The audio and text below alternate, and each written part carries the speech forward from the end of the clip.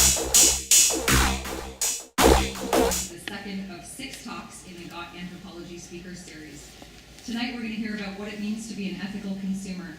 And each month after this until April, on the third Wednesday of every month, barring December, we'll be hearing talks from researchers in sociocultural anthropology, medical anthropology, archaeology, and primatology on topics as diverse as what it means to be a monkey to surviving the robot apocalypse.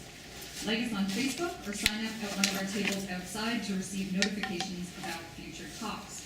Also, you may have already noticed if you grabbed a pamphlet that there's a little survey on the back of that pamphlet. If you don't mind taking a second to fill that out and handing it to one of our volunteers on your way out, that would be greatly appreciated and help us do our jobs better. So tonight it's my great pleasure to introduce my friend and colleague Jess Davidson. Jess currently studies political and economic anthropology with a specific interest in media in Indonesia. In a previous life, Jess worked as a professional journalist as well as in public relations. It was during her time working in public relations that she gained first-hand experience in marketing strategies, which still deeply interest her today. And it is some of those strategies that she'll be discussing with us all tonight. So without further ado, please help me welcome Jess.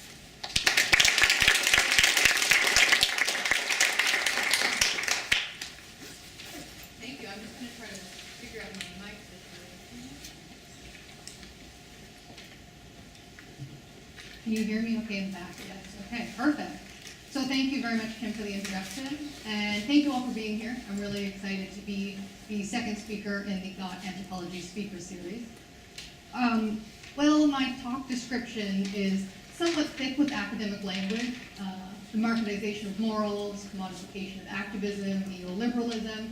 The aim of these talks, and my talk tonight, is really to make some of the topics that we're bringing to you a little bit more informative, a little bit more accessible, and we're really hoping to sort of generate discussions with these topics that we're presenting. So at the end, after I present some of my ideas about the possibility of being an ethical consumer, I'm really hoping to turn it over to you and get some ideas about your thoughts on this, to take some of your questions and some of your comments about this. So think about this as we're going through this talk. So before we completely escape the rigmarole of academia, we have to be sure we're correctly defining our terms. And for the purposes of my talk, some of these terms are what, right off the bat, make this issue sort of problematic. These are some of the issues with the idea of ethical consumption. Is it something that truly is rather hard to define? So the second part of this consumption part of the definition is the easiest. We're really talking about the purchase of goods. So that's very simple. But it's the ethical side that causes a little bit more distress. It's more problematic for us.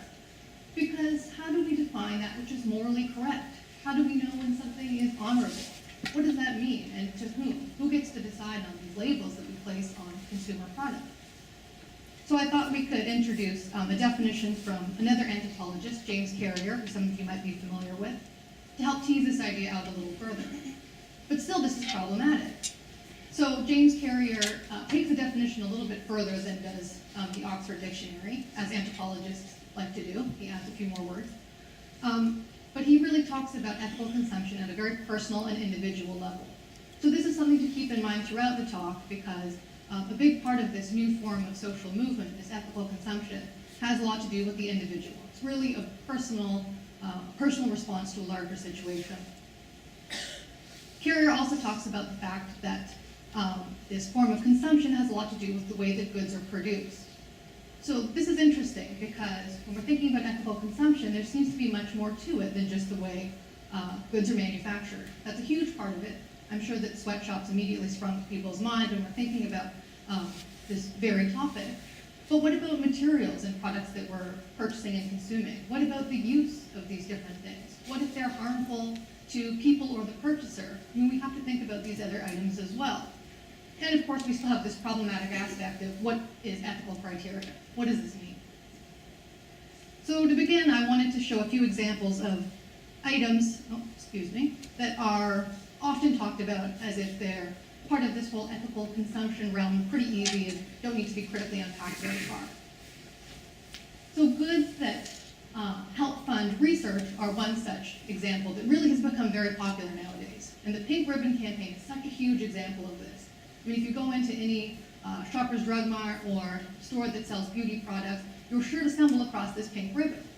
So you need to purchase these kind of personal health products. Arguably, we all need to use soap or shampoo or conditioner. Maybe not. I do. So if you're going and you're going to make this purchase anyway, why not buy something that supports something bigger and better? Why not put your money towards women's health research, the breast cancer campaign? I mean, it seems like a no-brainer. But when you're supporting Dove, you're also supporting Unilever, which sells Axe body spray. It's one of their huge and very well-selling products.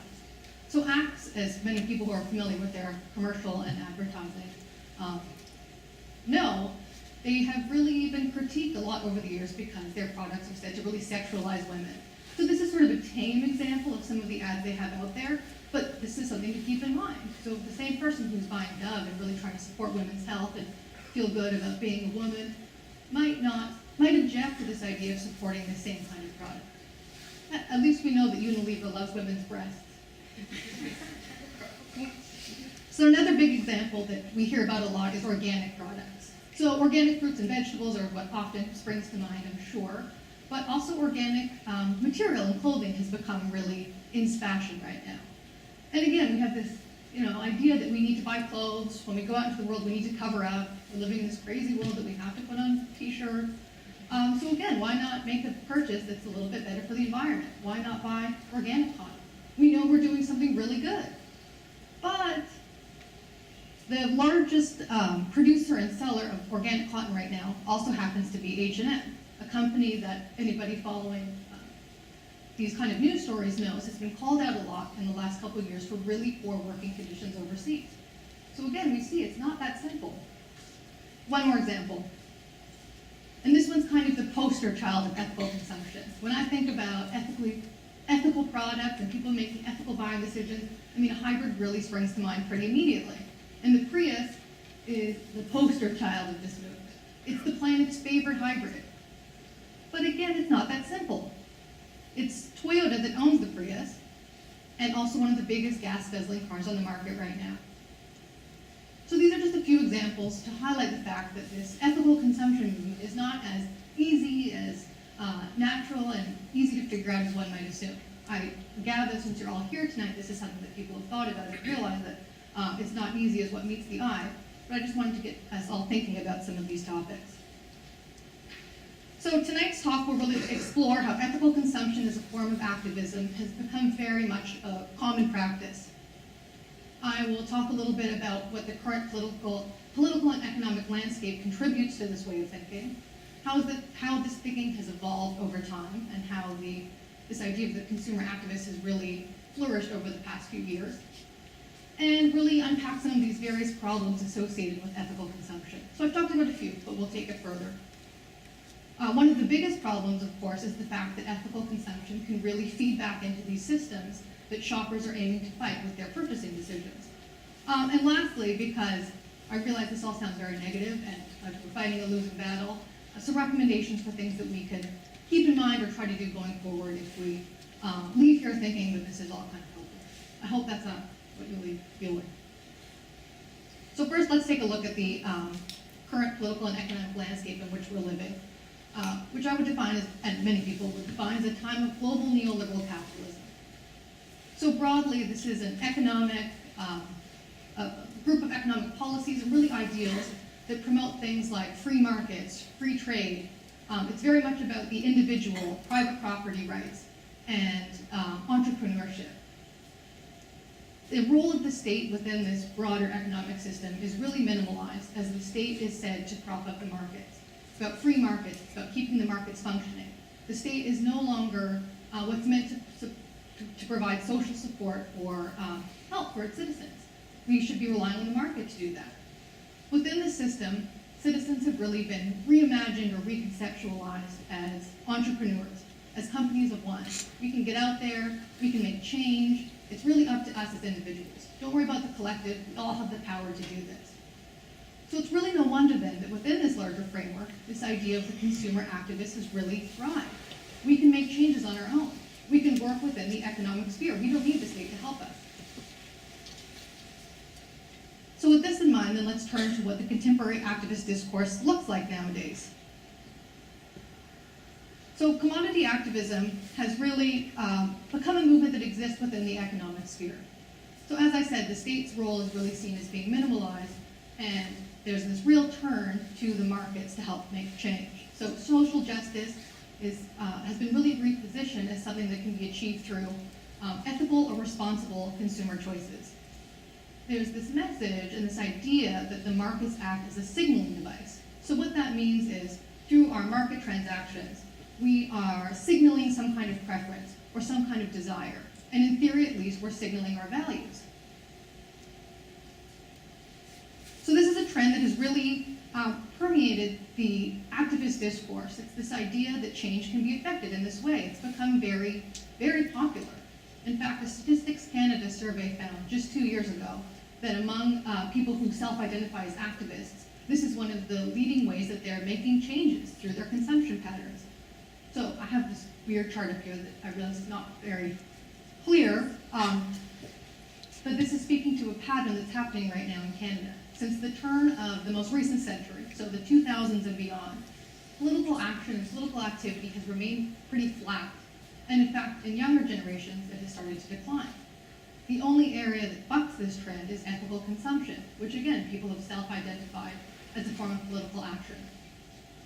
This has important implications, because when consumerism becomes a form of activism, when people start using their wallets instead of their voice to try and affect change, it really seems to reinforce the status quo. It lets us know that the market is a viable option for making change in the world. But this move towards the consumer citizen is not altogether new. As I said, it does seem to be more prevalent than ever before. It's a trend that really seems to be on the increase. But it's been around for a while. Post-war affluence in the United States has really ushered in this idea of supporting the country through consumerism. This is a narrative that continues and seems to really be strengthening in recent years. So, as some people who in this room might recall, after September 11th, this was a message that Bush really pushed. Get out there, flood the economy with American dollars. We can re-strengthen with buying power. This message also came through in 2006 from this very same president who said to the American public during a presidential address, "I encourage you to go shopping more." I mean, that's pretty in your face. And this is not a Republican-only message. As recently as last fall, President Barack Obama encouraged people to go out and shop to support small businesses. He and his family were doing the same. At least he's buying books. You can see what's on him. So the bipartisan top-down message is clear. Be a good citizen. Consume to support your country. So just as the consumer citizen is not altogether new, neither is the consumer activist. There have been sweatshops or factories that have working conditions that can be accurately described as sweatshops around since the 19th century. Many of these were set up in the Western world. The US had a large number of these factories, as did England, and other places that you don't naturally think of when you think of sweatshops. So there was a lot of workers' movements that pushed back against this form of production and were in fact victorious. There was a ton of workers' rights battles won, and there was caps put on working hours and minimum wage laws were put in place. But as we know, this mode of production has not disappeared. It simply picked up and moved across the borders. We still know that sweatshops are in operation, and more so than ever before. They're just operating parts of the world that have not yet won their workers have not yet been victorious in the battle against these. So this movement, this anti-sweatshop movement, really gained steam again in the 20th century. Really in the 80s and 90s, it reignited again. But the movement in those days was less about these big workers' movements and more about collective action taken by activists who were boycotting. So boycotting was really big at that time. So people were just out and out refusing to buy from places that were creating goods and selling goods and factories that had these really terrible conditions that could be accurately described as sweatshops. But yet, these continue and still exist today. And in fact, well, there seems to be a new form of movement, so there's sort of a third wave of pushback against this movement, which has come now in the form of consumer activism. These supply chains, the way that goods are produced through supply chains and commodity chains, really make this fight more relevant than ever before. So today, because of the way consumables are produced, pushbacks against this form of production really do seem more relevant than ever before. This form of production that exists, in which third parties are supplying most of the products that are sold across the world, a lot of these global consumables, are manufactured in places like the global south, where, again, as I said, these worker rights movements have not been as successful, and wages remain very low, people are working long hours, and they can pump out a steady flow of global consumables that are used by people across the world for